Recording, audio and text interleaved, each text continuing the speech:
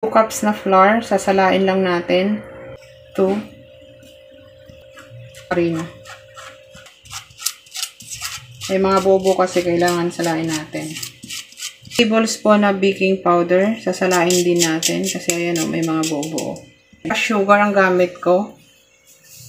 Haluin lang natin lahat para mag-combine lahat ng ingredients. Then set aside to. 1 cup na evap milk. 1 cup na water.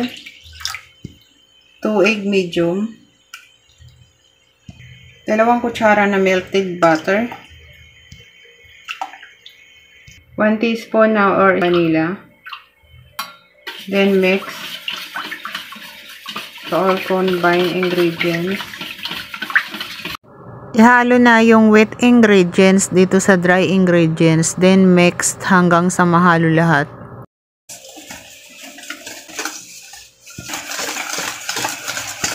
Huwag natin overhalo yung ating gagawing puto. Pag nakita natin na wala ng buo-buo, then already done na dun. Then pag okay na, lalagay na natin sa hulmahan ng puto. Gagamit lang tayo ng panandok. Pwede nyo i-pantay sa moldihan ng... Sarangan natin to.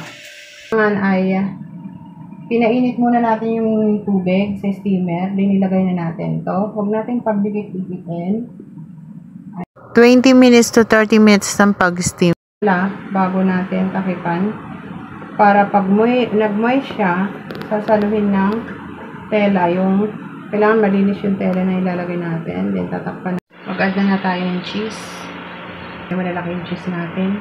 Bago mag-add tayo ng cheese. Ayan. Then mag-add tayo ng itlog na pula. Lagyan natin ng itlog na pula. I love itlog na pula na may cheese, na may puto. 20 minutes na i-steam ito hanggang sa maluto.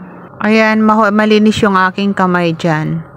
Then, cover natin. Lulutuin natin ulit ng 20 minutes. Second batch na ito. Ayan na siya. Maganda yung kinalabasan niya. Yung una kasi kanina is hindi, pwede pala siyang isabay na yung cheese kasi hindi pala madali matunaw yung cheese na aking ginamit. Pwede natin isabay. Ayan na lahat ang nagawa ko. Madami. Maganda siyang pang business. Lalo na sa holiday at saka may mga birthday, occasion, kasal, binyag. Maganda talaga siyang business. Try nyo tong recipe ko guys. Madali lang siya. Please follow my Facebook page and subscribe to my YouTube channel. And follow my TikTok. If you buy something, please click the yellow basket in my TikTok shop. Ready to deliver. Ready to eat na guys. Yummy!